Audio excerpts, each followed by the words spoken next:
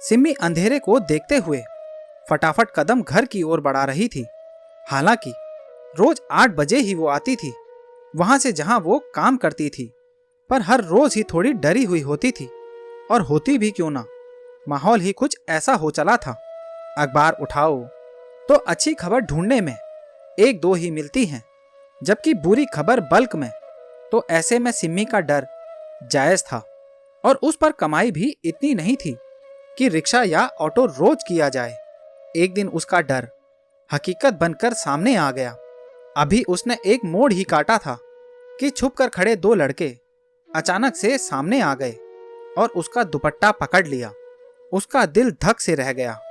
उसने बहुत कोशिश की अपना दुपट्टा छुड़वाने की, पर उन्होंने उसे पकड़ लिया। एक ही पल में लगा जिंदगी नरक बनने वाली है। मन ही मन उसने भगवान से गुहार लगाई और सारी हिम्मत बटोर कर वो जोर से चिल्लाने लगी। सुनसान सड़क थी और बचाने वाला कोई नहीं था। इसीलिए सिम्मी अपनी पूरी ताकत और हिम्मत दिखा रही थी कि तभी जोर से एक बैसाखी का वार उन लड़कों पर पड़ा। 2 ही मिनट में उस बैसाखी वाले लड़के ने उन दोनों गुंडों को भगा दिया। सिम्मी बुरी तरह रो रही थी।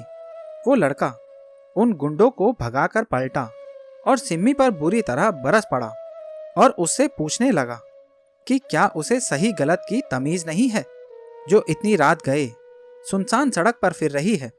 और ये भी बोला कि तुम्हारी जैसी बेवकूफ लड़की के कारण ही अखबार उल्टी सीधी खबरों से भरी होती है। सिम्मी रोना ही भूल गई, हक्की बक्की रह गई। कहाँ तो वो उस लड़के से हमदर्दी के शब्दों की उम्मीद लगाए बैठी थी, और कहाँ ये गालियां मिल रही थी। लेकिन उसकी पीड़ा इतनी बढ़ गई थी कि वो उसका एहसान भूल उस पर फट पड़ी।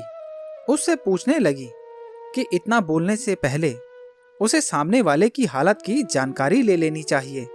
बोलना और इल्जाम देना तो बहुत आसान है, पर दूसरे की परेशानी समझना बड़ा मुश्किल।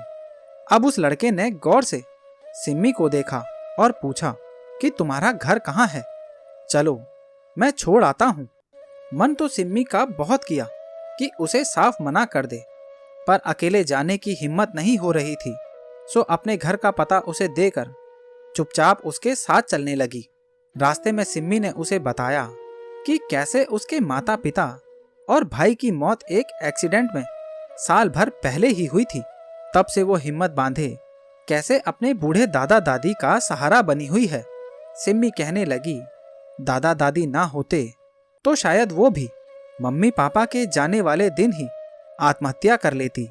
ये नौकरी भी उसकी मजबूरी थी कि पैसे अच्छे मिलते थे, जिससे अपने दादा दादी की दवाइयों का खर्च आराम से निकाल पाती थी।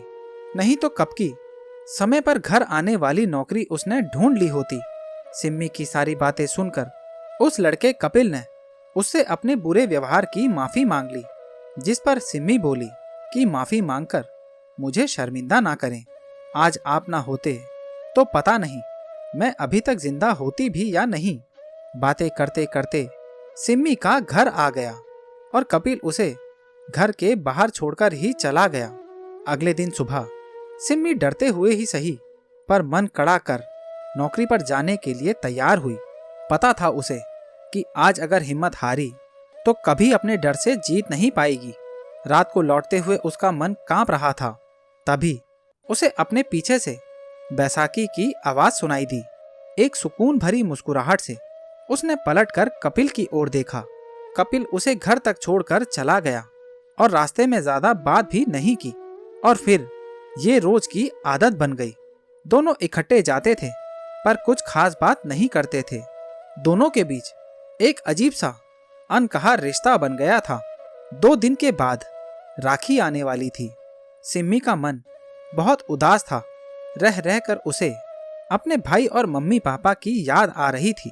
रात को घर लौटते हुए उसकी उदास चुप्पी को कपिल भांप गया। कैसा अजीब रिश्ता था दोनों का। चुप्पी का भी अलग रंग होता है, ये उसे आज समझ आ गया था। आज सिम्मी को घर पहुंचाकर वो वहीं रुक गया और सिम्मी को बोला कि मैं परसों घर आऊंगा राखी बंधवाने, इसीलिए ड्यूटी पर थोड़ा लेट जाना।